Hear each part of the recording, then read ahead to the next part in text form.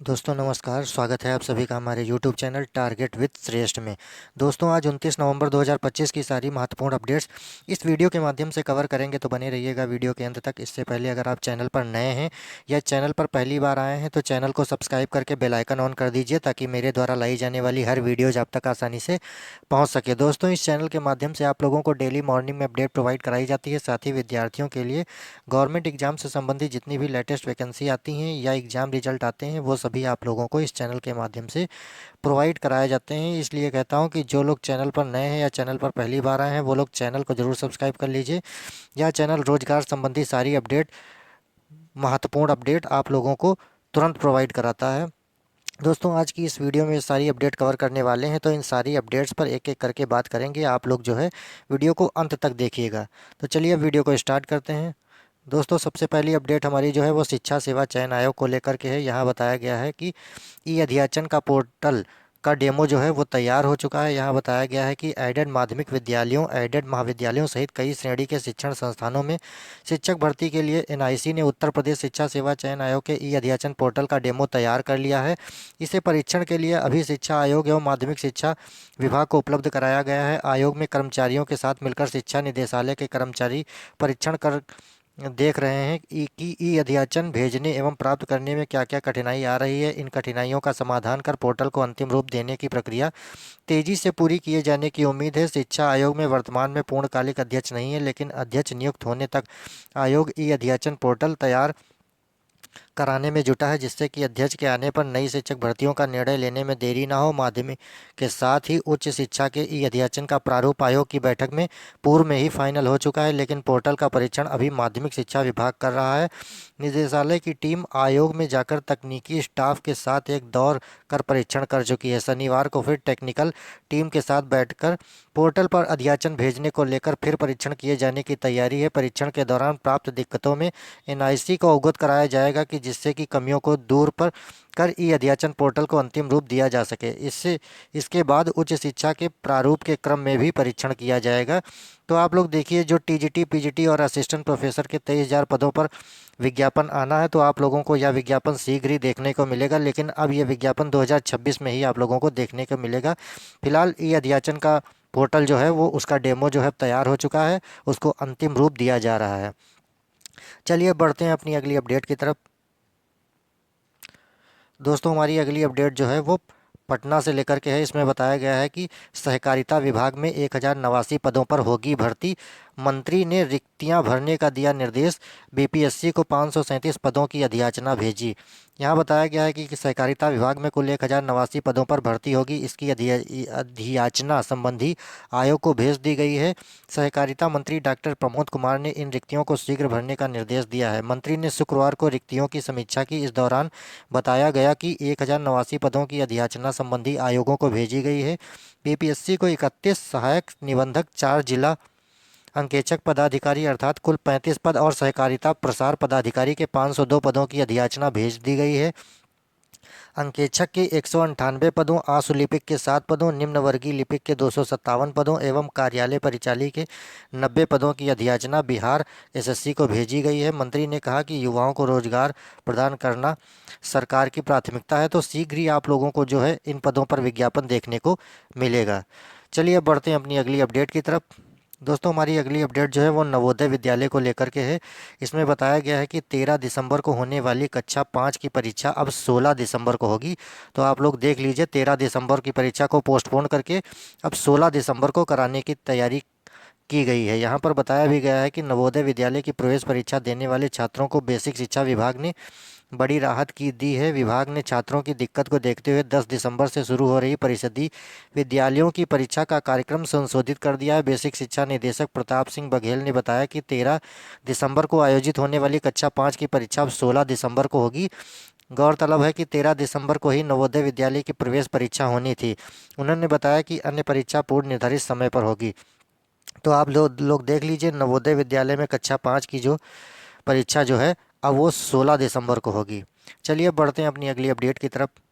दोस्तों हमारी अगली अपडेट जो है वो जूनियर एडेड शिक्षक भर्ती को लेकर के आई है। यहाँ पर बताया गया है कि सवालों में उलझे शिक्षक भर्ती के सैकड़ों अभ्यर्थी।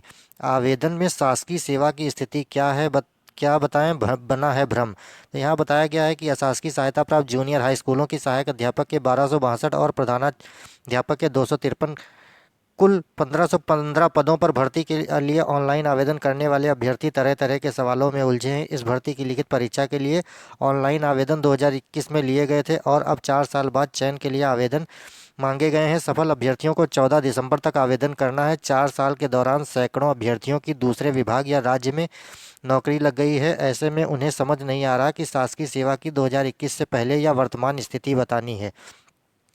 शासकीय सेवा का प्रमाण पत्र नियुक्ति पत्र या अनापत्ति प्रमाण पत्र में से किसको समझा जाए। यदि नियुक्ति पत्र को प्रमाण पत्र माना जाए तो रेलवे समेत कई संस्थाएं सिर्फ नाम और रोल नंबर से नियुक्ति पत्र जारी करती हैं। इस स्थिति में प्रमाण पत्र संख्या क्या होगी? प्रमाण पत्र संख्या क्या होगी? अभ्यर्थियों का यह भी कहना है कि एनआईओसी का एक निश्चित फॉर्मेट उपलब्ध करवा दिया जाए तो सेवारत अभ्यर्थियों को आसान हो जाएगी।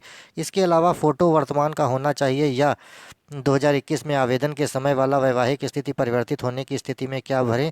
आवेदन के समय लगाया जाति प्रमाण पत्र गुम हो गया है तो किस श्रेणी में आवेदन करें? जैसे सवालों का जवाब भी नहीं मिल रहा है। तो आप लोगों को बता दें कि कल की मॉर्निंग में अपडेट में मैंने जो है जूनियर एडेड शिक्षक भर्ती पर भी एक अपडेट दी थी, जिसमें बताया था कि निदेशालय ने जो है एक फ़ोन नंबर जारी किया है, जिसमें जो है जूनियर एडेड शिक्षक भर्ती के छात्र जो हैं अपनी समस्या का समाधान पा सकते हैं।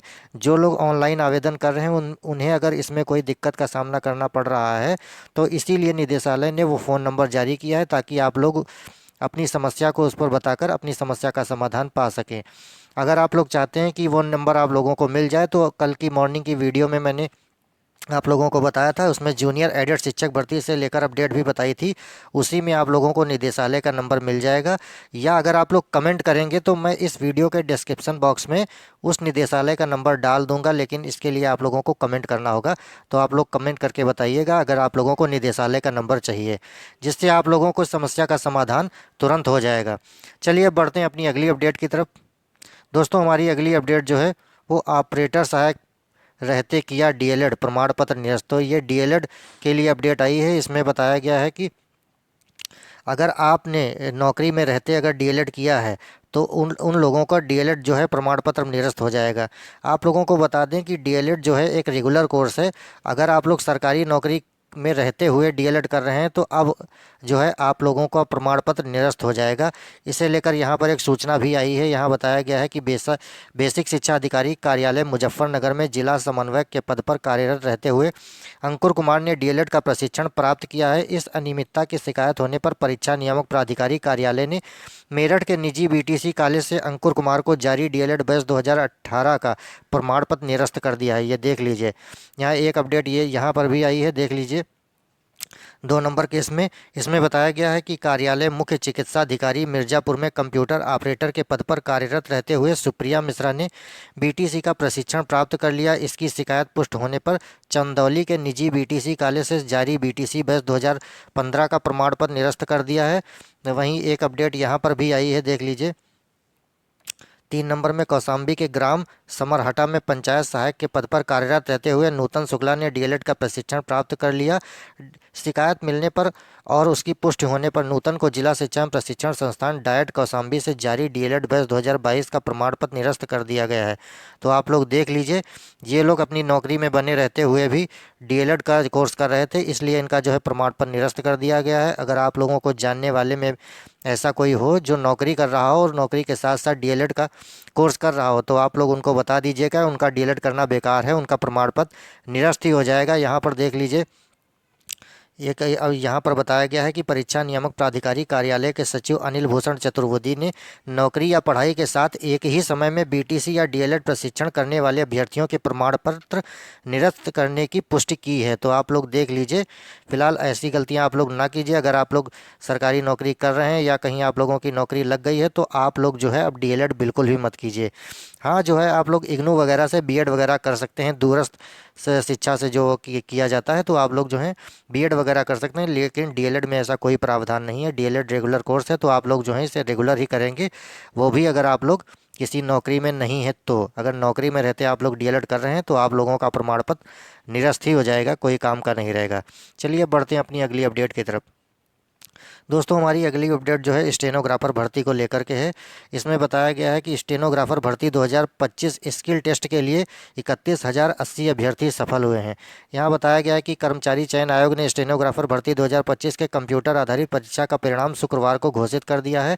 स्किल टेस्ट के लिए कुल 31,080 अभ्यर्थी सफल घोषित किए गए हैं। आयोग की ओर से 261 पदों के लिए जून में आवेदन मांगे गए थे, हालांकि बाद में पदों की संख्या बढ़ गई। इसके लिए कंप्यूटर आधारित परीक्षा 6, 7, 8 और 11 अगस्त को कराई गई थी। आयोग ने शुक्रवार को परिणाम के साथ श्रेणीवार कटऑफ भी जारी कर दिया है। परीक्षा के आधार पर ग्रेड सी के पदों के लिए 8,624 अभ्यर्थी सफल घोषित कर दिए गए हैं। वहीं स्टेनोग्राफर ग्रेड डी के लिए 22,456 अभ्यर्थी घोषित किए गए हैं। इन अभ्यर्थियों को स्किल टेस्ट के लिए क्वालिफाई कराया गया है। आयोग ने अलग अलग कारणों से 32 अभ्यर्थियों का परिणाम रोक दिया है, वहीं 49 का अभ्यर्थन निरस्त कर दिया है। आयोग की ओर से डिबार किए गए 100 अभ्यर्थियों ने भी परीक्षा दी थी, लेकिन इनकी उत्तर पुस्तिकाओं का मूल्यांकन ही नहीं किया गया है। तो आप लोग देख लीजिए, कर्मचारी चयन आयोग एसएससी ने स्टेनोग्राफर भर्ती का परीक्षा परिणाम जो है, स्किल टेस्ट का परिणाम जो है घोषित कर दिया है। इसमें 31,080 अभ्यर्थी सफल हो चुके हैं। वहीं यहाँ पर दूसरी अपडेट आई है हमारी, एसएससी ने कांस्टेबल भर्ती परीक्षा, एसएससी की कांस्टेबल भर्ती परीक्षा जो है अब 16 से होगी। यहाँ पर देख लीजिए, यहाँ बताया गया है कि कर्मचारी चयन आयोग की कांस्टेबल भर्ती परीक्षा 16 दिसंबर से होगी। अलग अलग वर्ग की परीक्षाओं 4 चरणों में 22 जनवरी को समाप्त होंगी। आयोग ने कांस्टेबल एवं हेड कांस्टेबल भर्ती परीक्षा 2025 का विस्तृत कार्यक्रम जारी कर दिया है। इसके तहत दिल्ली पुलिस में कांस्टेबल ड्राइवर पुरुष पुरुष भर्ती परीक्षा 16 एवं 17 दिसंबर को होगी। वहीं दिल्ली पुलिस में कांस्टेबल एग्जीक्यूटिव के लिए 18 दिसंबर से 6 जनवरी के बीच परीक्षा होगी।